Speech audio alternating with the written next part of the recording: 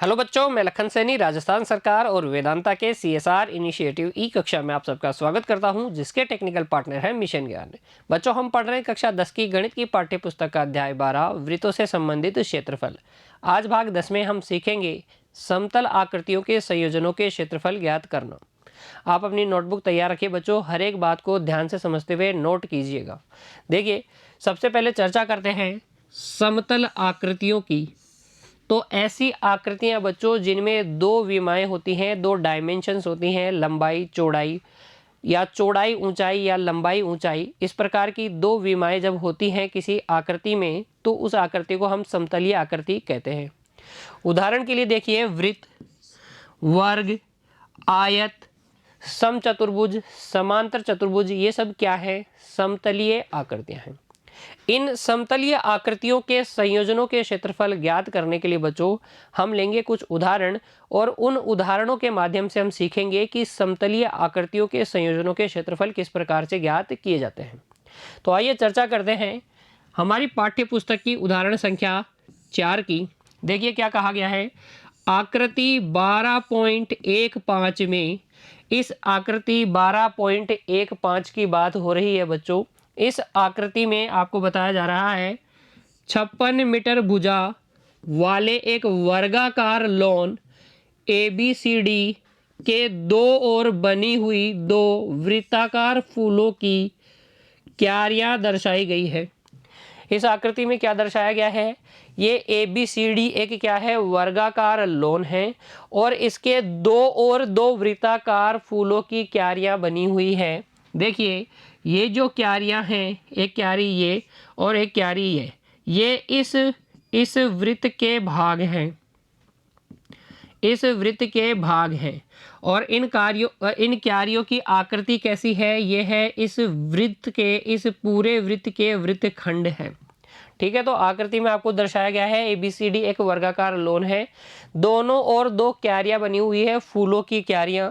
और फिर आपसे कहा गया है यदि प्रत्येक वृत्ताकार क्यारी का केंद्र लॉन के विकर्णों का प्रतिच्छेद बिंदु O है।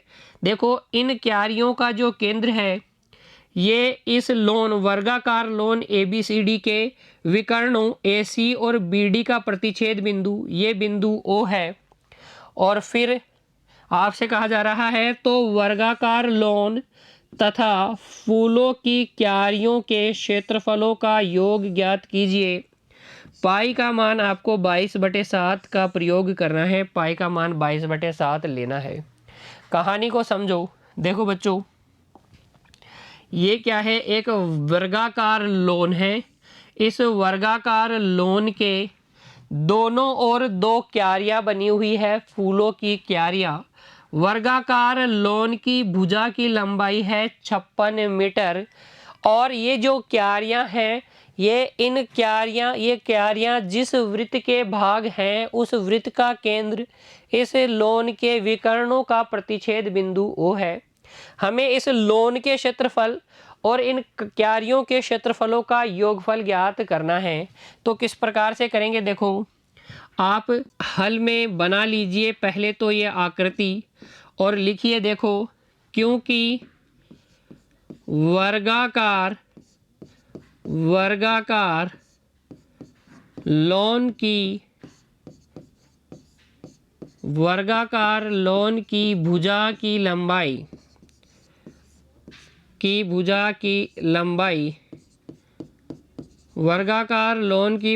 लंबाई है 56 मीटर। लॉन की भुजा की लंबाई कितनी है? 56 मीटर। वर्ग का क्षेत्रफल होता है भुजा स्क्वायर। क्या होता है? भुजा स्क्वायर। इसलिए इस वर्गाकार लॉन का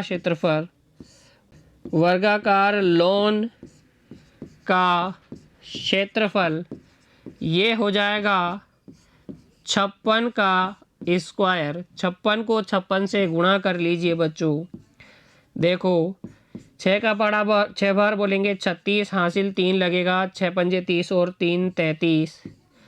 और ये 5 से गुणा करेंगे, 6 पंजे 30 हासिल 3 पचम 25 और 3 28, जोड़ लीजिए 6 3 8 और 3 11 हासिल 1, 3136 मीटर स्क्वायर। तो क्या आ जाएगा, इस वर्गाकार लोन का क्षेत्रफल आ जाएगा।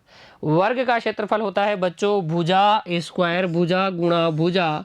अब लोन क्योंकि वर्गाकार है, इसकी भुजा की लंबाई 56 मीटर है, इसलिए इस वर्गाकार लोन का क्षेत्रफल हो जाएगा 56 का स्क्वायर, यानी 3136 मीटर स्क्वायर।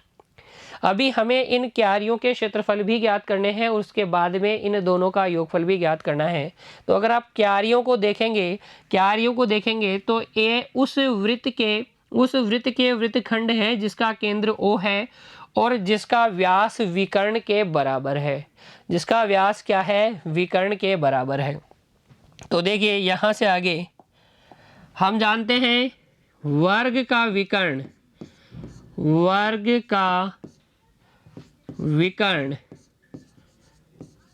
वो होता है भुजा गुणा √2, यानी कि भुजा √2। यहाँ से आपके पास AC = BD = आ जाएगा, भुजा है 56 √2 साथ में गुणा कर देंगे तो भुजा √2। ये क्या है बच्चों, ये क्यारियाँ जिस वृत्त के भाग हैं उस वृत्त का व्यास है। तो आप यहाँ से लिख देंगे अतः प्रत्येक क्यारी जिस वृत्त का भाग है उसका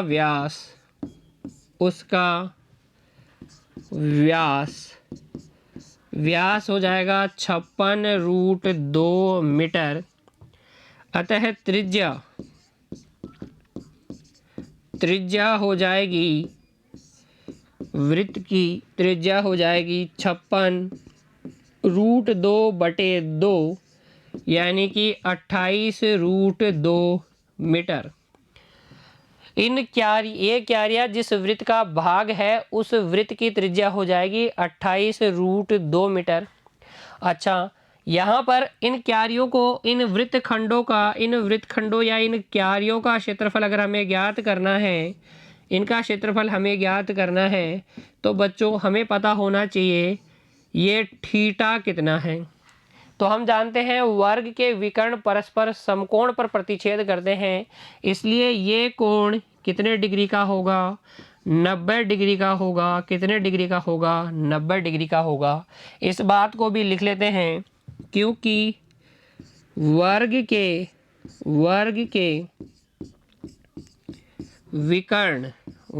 के विकर्ण परस्पर समकोण पर प्रतिच्छेद करते हैं।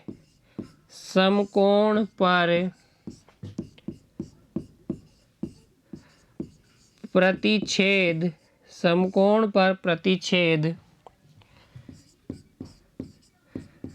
करते हैं। अतः थीटा बराबर हो जाएगा 90 डिग्री। थीटा बराबर हो जाएगा 90 डिग्री। फिर हम लिखेंगे, देखो, क्योंकि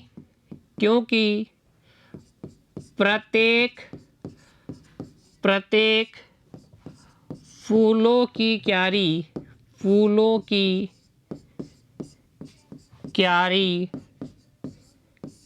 एक वृत्तखंड है।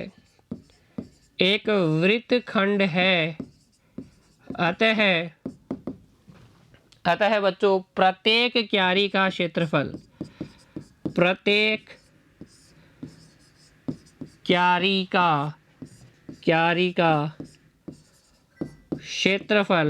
वृत्तखंड का क्षेत्रफल होता है πr² θ/360 degree -1/2 r² sin theta. तो प्रत्येक क्यारी क्योंकि एक वृत्तखंड के आकार की है, इसलिए प्रत्येक क्यारी का क्षेत्रफल हो जाएगा पाई आर स्क्वायर थीटा बटे 360 degree minus 1/2 R square sine theta. यहाँ मान रख दीजिए, पाई का मान 22/7, आर कितना है, वृत्तखंड की त्रिज्या है 28√2, तो आर स्क्वायर की जगह आप लिख देंगे 28√2 गुणा 28√2। थीटा है 90 डिग्री बटे में बच्चों साइन बटे में 360 डिग्री, और माइनस देखिए 1/2 आर स्क्वायर, ये हो जाएगा 28√2 का स्क्वायर साइन थीटा। थीटा है 90 डिग्री, साइन 90 डिग्री का मान होता है 1। साइन 90 डिग्री का मान कितना होता है बच्चों, 1 होता है। यहाँ से देखिए कैलकुलेशन कीजिए, 90 डिग्री से 360 डिग्री को काटिए, 4 बार कट जाएगा। ये √2 गुणा √2 2 हो जाएगा, 2 हो जाएगा। इन दोनों को गुणा करेंगे, 2 को 4 से काटेंगे, 2 बार कट जाएगा। इस 2 से इस 22 को काटेंगे, 11 बार कटेगा। 7 से इस 28 को काटेंगे, 4 बार कटेगा, तो यह आ जाएगा 44 गुणा 28। फिर देखिए -1/2 गुणा 28 का स्क्वायर, यानी 28 गुणा 28 √2 का स्क्वायर हो जाएगा 2। ये 2 से ये 2 भी कट गया है, ये 2 से ये 2 भी कट गया है।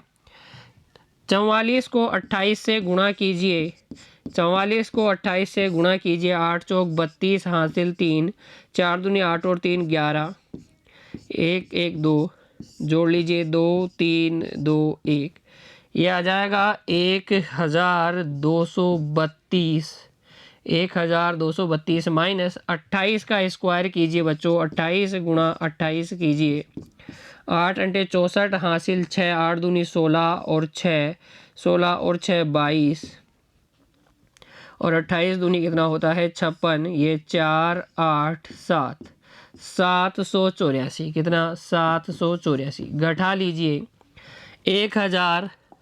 1232 में से 784 को घटाएंगे तो कितना आएगा, देखो 12 में से 4 गया तो 8, फिर 12 में से 8 गया तो 4, फिर यहाँ बच गया 11 में से 4 गया तो 7, तो 448 मीटर स्क्वायर प्रत्येक क्यारी का क्षेत्रफल आया है। प्रत्येक क्यारी का क्षेत्रफल 448 मीटर स्क्वायर होगा। हमारे पास कितनी क्यारियां हैं, 2 क्यारियां हैं, तो अब हम लिखेंगे अतः वर्गाकार लोन तथा फूलों की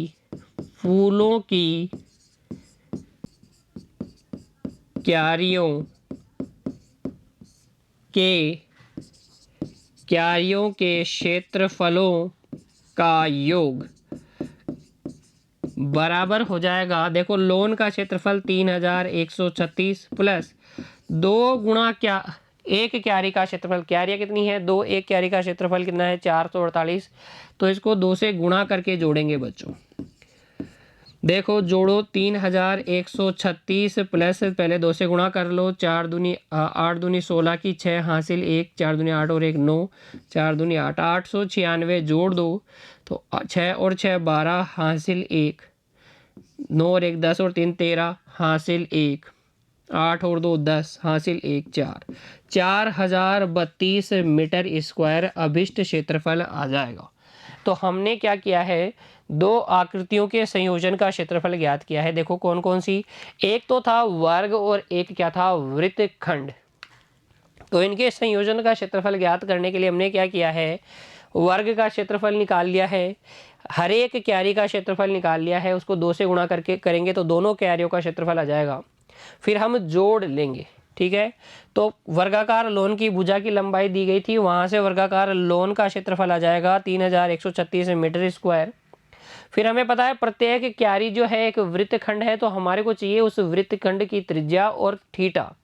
तो वृत्तखंड की त्रिज्या तो हो जाएगी विकर्ण के आधा, विकर्ण का आधा, विकर्ण क्या है भुजा √2, 56 √2 आ जाएगा, उसका आधा हो जाएगी भुजा, उसका आधा हो जाएगी वृत्तखंड की त्रिज्या। और थीटा आपको पता है 90 डिग्री, क्योंकि वर्ग के विकर्ण परस्पर 90 डिग्री पर प्रतिच्छेद करते हैं। थीटा आपके पास है, आर आपके पास है।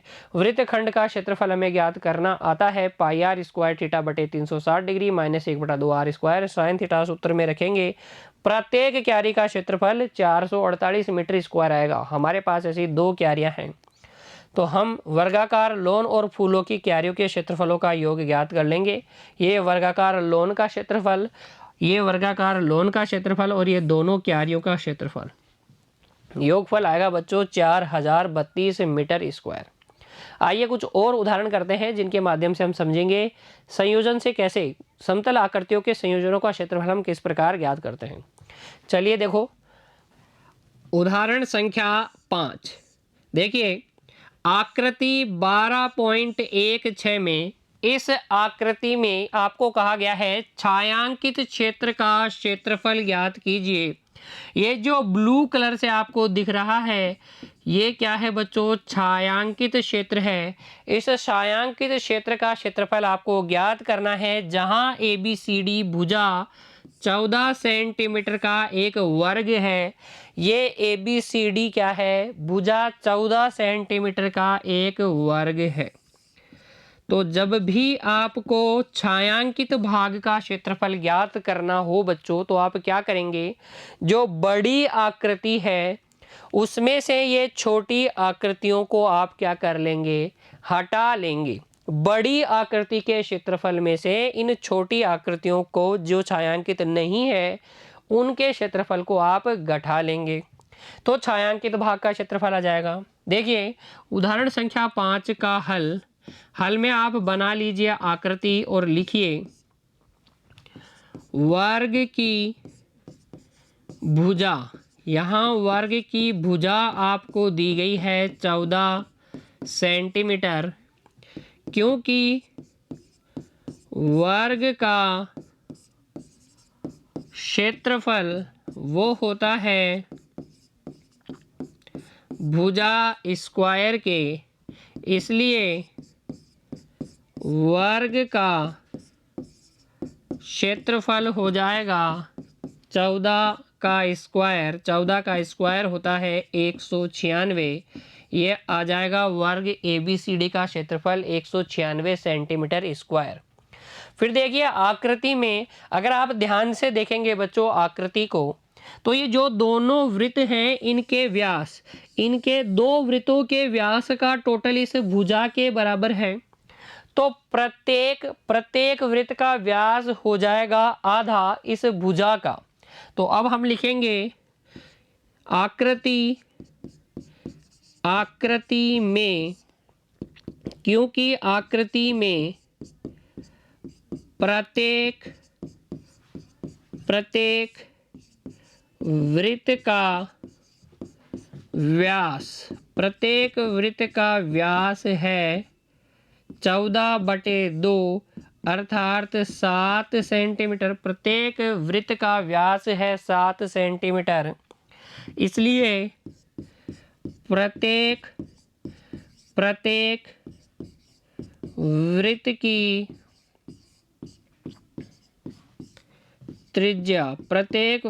त्रिज्या R हो जाएगी 7/2 सेंटीमीटर।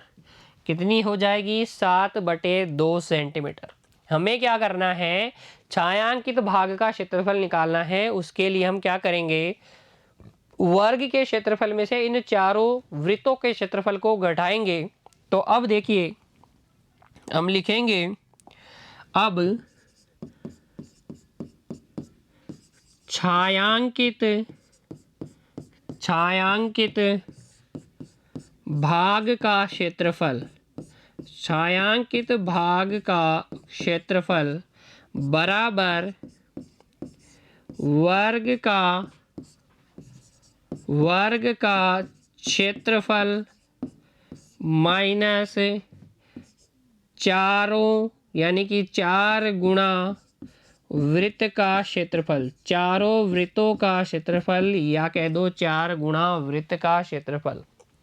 अच्छा, वर्ग का क्षेत्रफल तो 196 सेंटीमीटर स्क्वायर है, माइनस 4 गुणा वृत्त का क्षेत्रफल होता है पाई आर स्क्वायर, ये हो जाएगा 196 माइनस 4 गुणा पाई का मतलब 22/7, आर का मतलब 7/2, तो आर स्क्वायर हो जाएगा 7/2 गुणा 7/2, ये 7 से ये 7 कट गया, ये 2 बार कट जाएगा, ये 2 से ये 2 कट जाएगा, ये आ जाएगा 196 माइनस 22 सत्ते 154, 196 में से 154 आप घटा लीजिए, 6 में से 4 गया 2, 9 में से 5 गया 4, 42 सेंटीमीटर स्क्वायर अभिष्ट क्या आ जाएगा, छायांकित भाग का क्षेत्रफल आ जाएगा।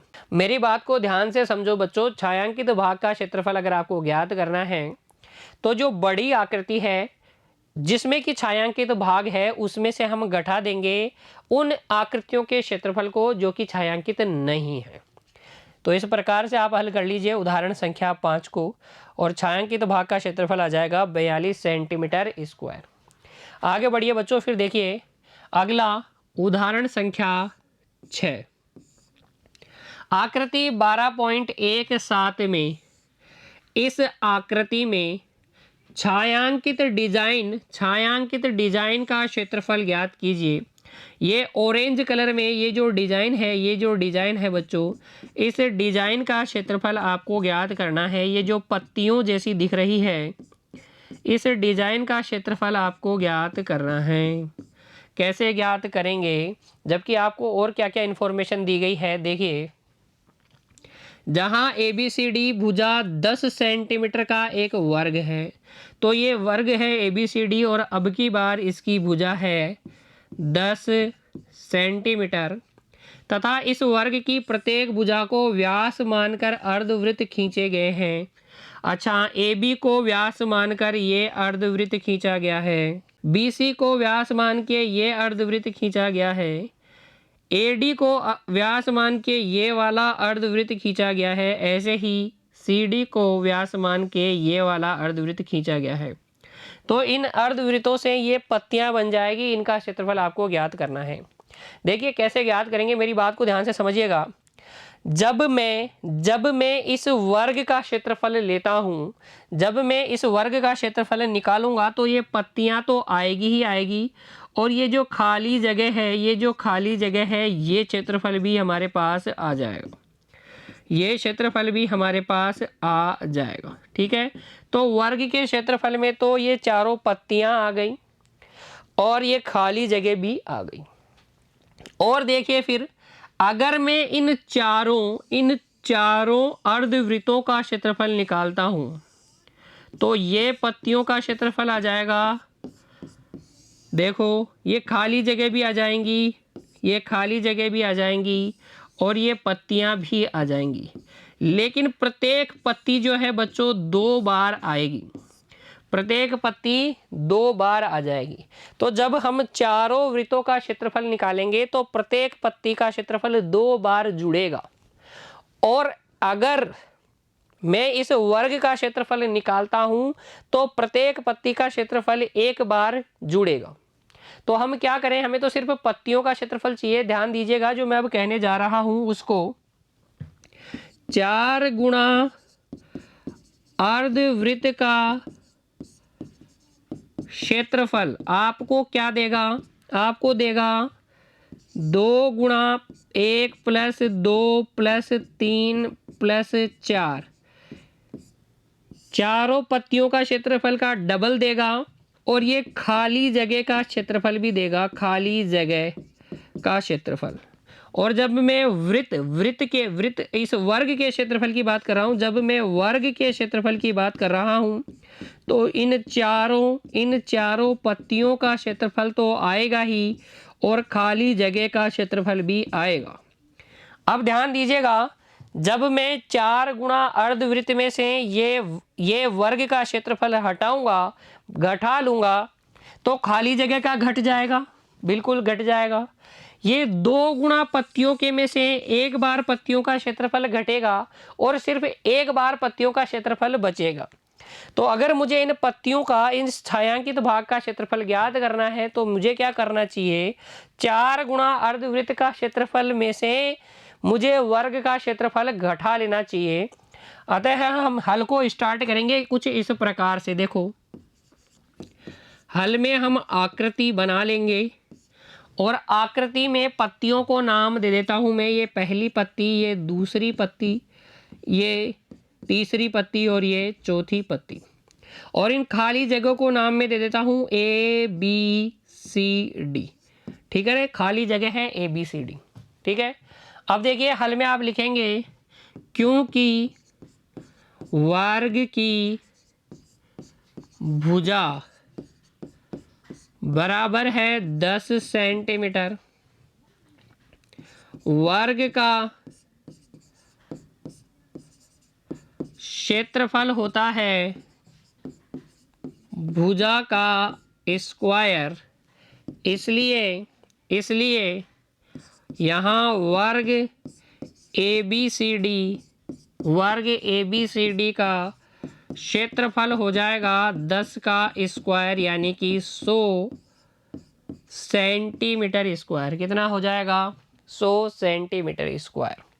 अच्छा, वर्ग के क्षेत्रफल में कौन कौन आ गया है, देखो ध्यान से देखना।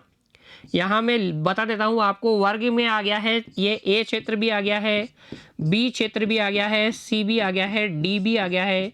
ये पहली पत्ती का क्षेत्रफल, दूसरी पत्ती का क्षेत्रफल, तीसरी पत्ती का क्षेत्रफल और चौथी पत्ती का क्षेत्रफल, ये सभी कितने हैं, कुल मिलाकर 100 सेंटीमीटर स्क्वायर है। ठीक है, अब देखिए चारों अर्ध वृत्तों का क्षेत्रफल, चारों अर्धवृत्तों का क्षेत्रफल होगा 4 गुणा 1/2 पाई आर स्क्वायर। एक अर्धवृत्त का होता है 1/2 पाई आर स्क्वायर, तो चारों अर्धवृत्तों का क्षेत्रफल हो जाएगा 4 गुणा 1/2 पाई आर स्क्वायर। यहाँ देखिए ये हो जाएगा 4 गुणा 1/2 गुणा 22/7 गुणा आर। देखिए ये तो है व्यास, भुजा है व्यास, तो त्रिज्या हो जाएगी 10/2 का स्क्वायर। ये 2 बार कट गया, ये आ जाएगा आपके पास, देखो 2 गुणा 22 44 गुणा, देखो ये आ जाएगा 5 का स्क्वायर 25 और ये बटे में 7, बटे में कितना 7। भाग लगा दीजिए इसका, ये आ जाएगा आपके पास, देखो 6.28 गुणा 25, 6.28, 7 का भाग लगाएंगे 44 में तो लगभग 6.28 आएगा। उसको गुणा कर लीजिए 25 से, तो ये आपके पास आ जाएगा, देखो कितना, 25 का पहाड़ा बोलिए 8 बार, 200 हासिल 20, 25 दूनी 50 और 20 70 हासिल 7, 25 का 125 और 7 157, तो 157.00 सेंटीमीटर स्क्वायर आ जाएगा चारों अर्धवृत्तों का क्षेत्रफल। अब चारों अर्धवृत्तों के क्षेत्रफल को ध्यान से देखिएगा। अगर मैं पहले अर्धवृत्त में बात करूं तो पहले अर्धवृत्त का मतलब है a + 1 + 2, दूसरे अर्धवृत्त का मतलब है b + 2 + 3, तीसरे अर्धवृत्त के क्षेत्रफल का मतलब है c + 3 + 4 और चौथे अर्धवृत्त का क्षेत्रफल का मतलब है d + 1 + 4। तो पत्तियां 2 बार आ जाएंगी, इसका मतलब ये आपके पास आ गया है 2 गुणा पहली पत्ती, दूसरी पत्ती, तीसरी पत्ती प्लस चौथी पत्ती plus a plus b plus c plus d। मुझे तो मतलब है सिर्फ इससे, पत्तियों के क्षेत्रफल से, क्योंकि यही मेरे लिए छायांकित भाग है। तो मैं अब छायांकित भाग का क्षेत्रफल ज्ञात करने के लिए इसमें से इसको घटा लूंगा और लिखूंगा क्या, देखो अब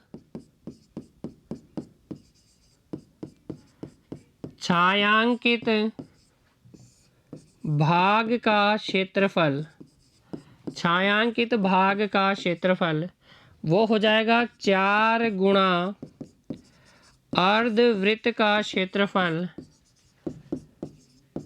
माइनस वर्ग का क्षेत्रफल, वर्ग का क्षेत्रफल, ये आपके पास आया 157 सेंटीमीटर स्क्वायर, ये आया आपके पास 100 सेंटीमीटर स्क्वायर, तो शेषफल बच गया 57 सेंटीमीटर स्क्वायर। इस प्रकार से आप छायांकित भाग का क्षेत्रफल ज्ञात कर सकते हैं।